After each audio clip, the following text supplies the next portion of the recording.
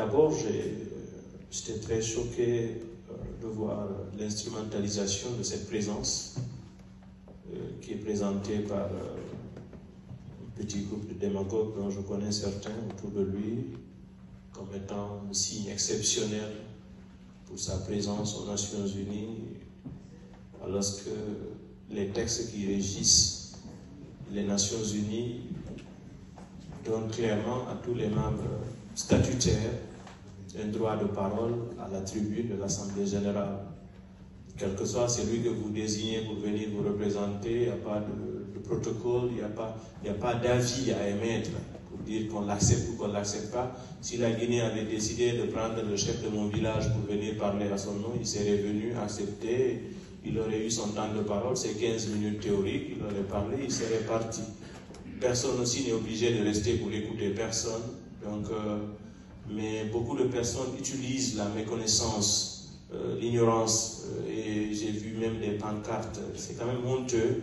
On dit oui, on remercie Antonio Guterres, merci quelqu'un pourquoi vous êtes membre d'une institution, chaque année vous venez, c'est pas une nouveauté, Alpha était là, les autres étaient là avant eux, ça se passe tous les jours, mais les mêmes escrocs qu'on revient encore, ils sortent de l'argent, ils font une délégation de combien de ministres, ils peuvent venir avec beaucoup d'humilité, avec la petite délégation, et vous le faites, et puis vous repartez sans aucun bruit. C'est ce qui vous grandit en fait, c'est pas le spectacle qu'ils ont offert, parce que ce spectacle-là montre déjà qu'ils sont dans le doute. Lorsqu'on a envie de s'offrir des bains de foule, on a envie d'exposer, c'est parce que soi-même on doute de ce qu'on est en train de faire. On a envie de prouver aux gens qu'on est populaire, on a envie de donner de la visibilité. En fait, c'est ce qu'on appelle en communication le contre-message, en fait. C'est lui que vous voulez faire passer, qui est celui de la popularité, vous fait passer plutôt pour quelqu'un qui est peureux, qui est en train de douter. Et ça, vous sortez l'armada militaire dans les rues, vous faites des dadis se promener avec les chars de combat et tout ça. Ça n'a pas changé son destin, il est là où il est. Je crois que le Mamadi n'avait pas besoin de tout ça. Honnêtement, ce n'est pas un spectacle qui fait honneur à la Guinée, c'est rien du tout comme agitation, ça n'impressionne personne, ça n'a aucune valeur ajoutée, si ce n'est pas le fait que ça fait perdre de l'argent à la Guinée, ça fait perdre de la crédibilité à la Guinée. Ça, c'est d'abord l'aspect fort. Le fond, le discours. Le discours qui allait être le plus crédible prononcé, c'est celui qui parle de l'agenda de la transition.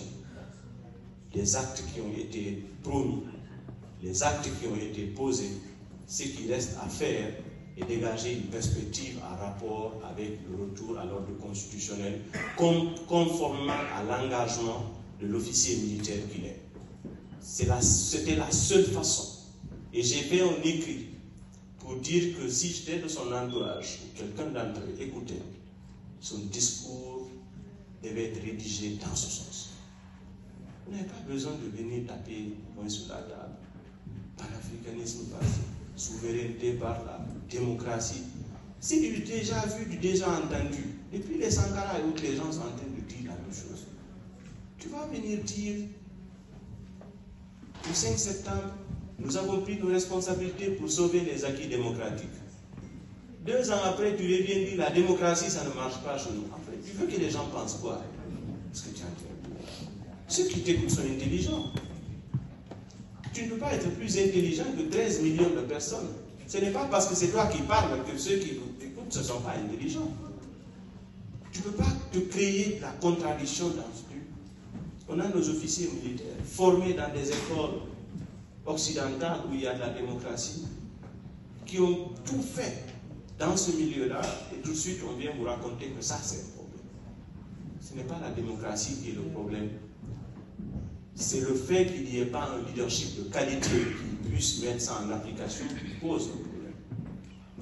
Alors pour moi, l'orientation qui a été donnée au discours n'était pas la bonne orientation. Le contenu, on ne peut pas venir en tant qu'autorité de transition et ne pas parler de la transition dans ce sens où il faut ramener le pays à un ordre constitutionnel normal. Si c'est pour venir parler de souveraineté, parler de l'Afrique, pour parler au nom d'un peuple ou au nom d'un continent, il faut quand même être choisi par ce peuple ou par ce continent. Quand tu vois un chef de junte militaire aller à Moscou pour dire la jeunesse africaine veut. Qui t'a amené là-bas? Qui t'a commissionné pour aller parler au nom de la jeunesse? Tu as combien de personnes qui ont mis bulletin ici pour dire on t'a donné mandat à parler au nom de qui?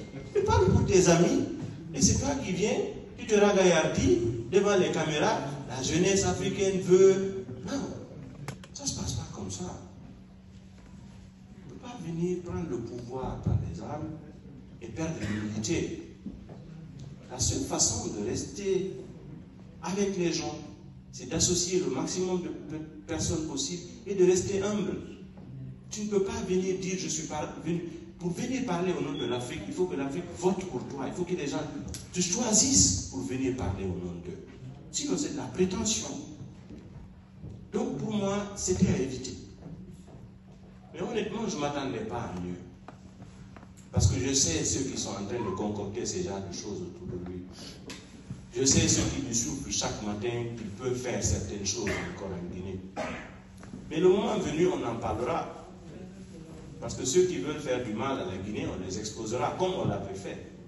Les mêmes qui se sont battus contre le troisième mandat de Alpha, ils ne sont pas morts, ils ne sont pas anéantis, ils sont encore là, ils ont l'état d'esprit.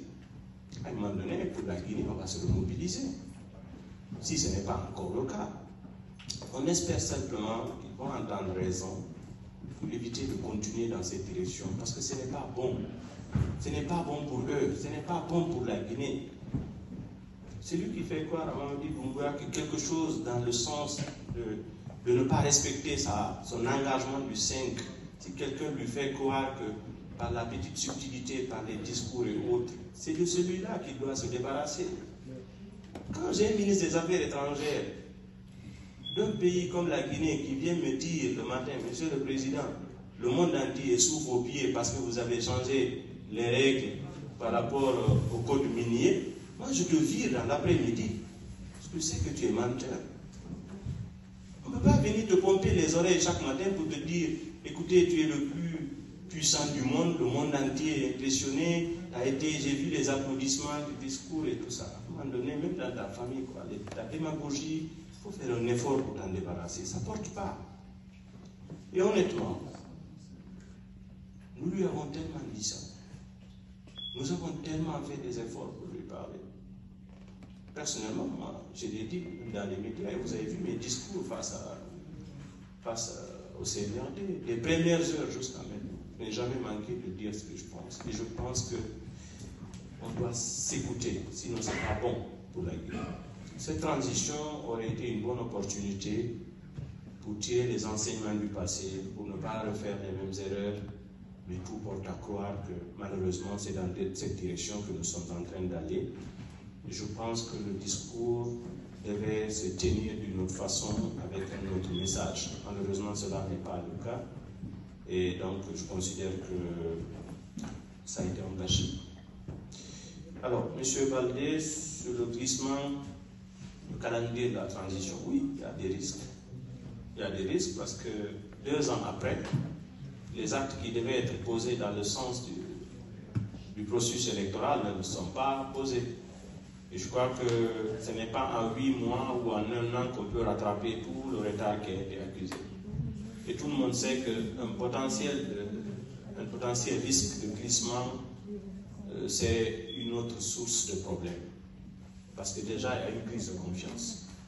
Aujourd'hui, on a du mal à croire à la bonne foi des autorités de la transition, comme cela avait été